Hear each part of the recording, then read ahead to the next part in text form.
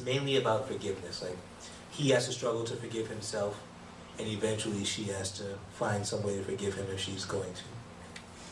Which I don't know if she's going to yet. I'm writing, so I'm still, it could change at any minute. Anybody in here writers? Anybody here like to write? Like to write? Do you ever get that feeling in your stories that you don't know where it's going to end, or you're not sure where it's going to end? That's where I kind of am right now with this story. I was just going to ask if you could talk a little bit about your writing process. My writing process? Well, it's a kind of a unique process. I wish I had more time to write, but I do have a full-time job as well. I work with college students, so I have this full-time job that it's kind of draining because I talk to college students on the phone all day, getting them to enroll in the school and getting them to stay in school. We come up with plans for them to stay in school. So at the end of the day, I'm pretty tired, but I've been very disciplined. I've been working on this novel for a year and a half now. And what I do is that I just spend weekends. I spend every weekend. I wake up on Saturday morning and I tell myself, okay, I'm going to write from 11 to 3 every Saturday. And I try to do the same thing on Sunday. And it's kind of difficult because, as you can imagine, I also want to have a social life. I have friends I want to see. I have a girlfriend who would like to spend time with me. I have lots. What? Hard to believe, but she would like to spend time with me. It's true.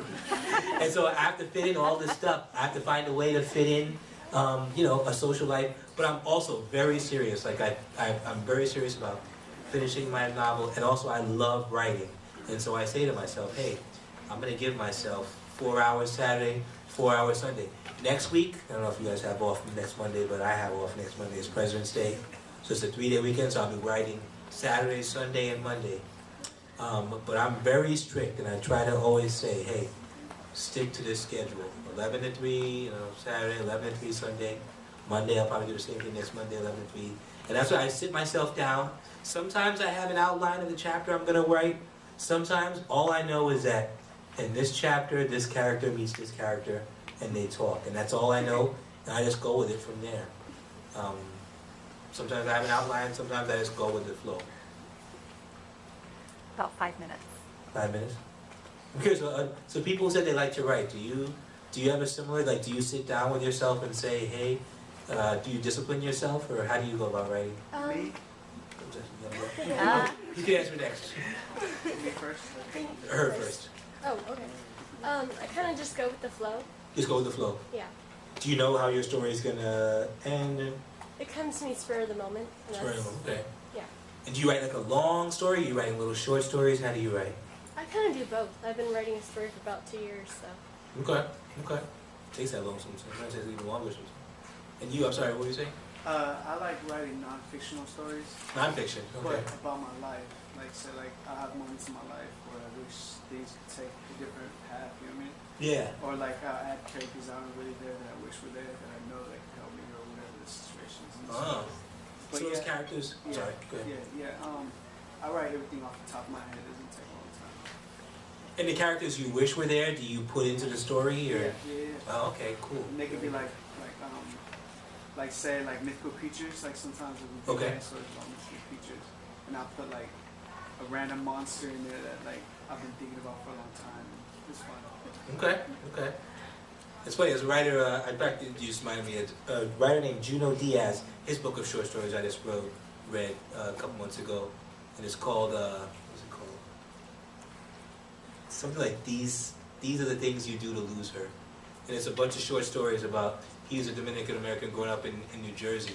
And they're all short stories that are kind of about him, but it's about it's about one character and all these different girlfriends that he has, because he's such a kind of a screw up in life that he can't keep a girlfriend, and he's kind of self-involved, and he's just learning how to really become his own person. And so it's all about that. But he also I heard him speak in Portland a couple of months ago, and he said that sometimes he'll just throw characters in who weren't really there, but he needs them to help the story and stuff. And I think that's the beauty of writing. You can throw things in that aren't true.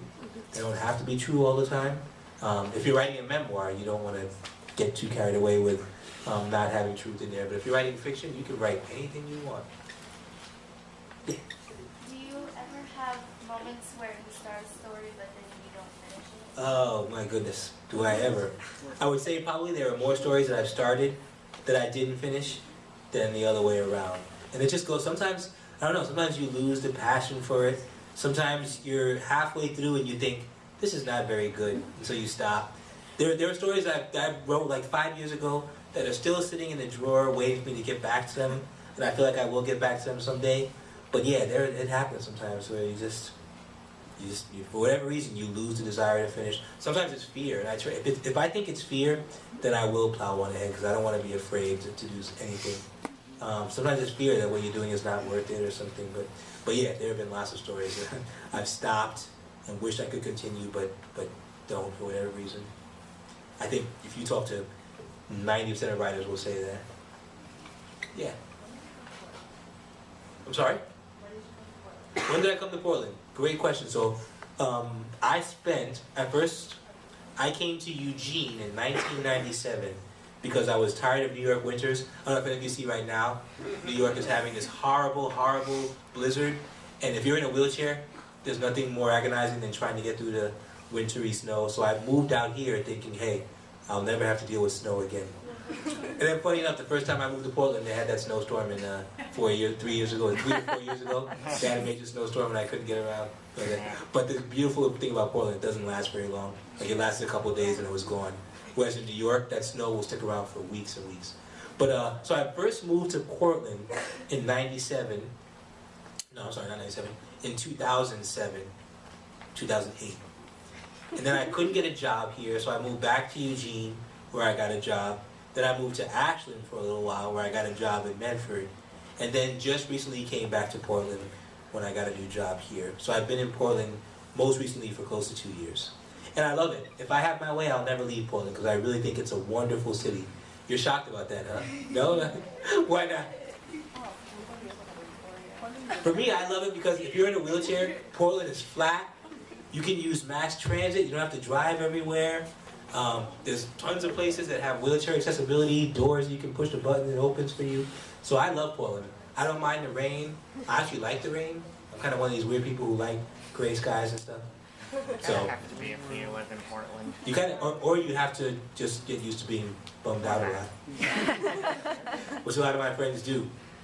A lot of my friends use like light box therapy. They'll put a big bright light every morning because they want some sunlight. But no, so I've been in Portland since past couple of years, and I plan to stay here unless I got a great job in San Francisco or something like that. Well, that's about it. Thank you so much for your Hey, thank you. generosity.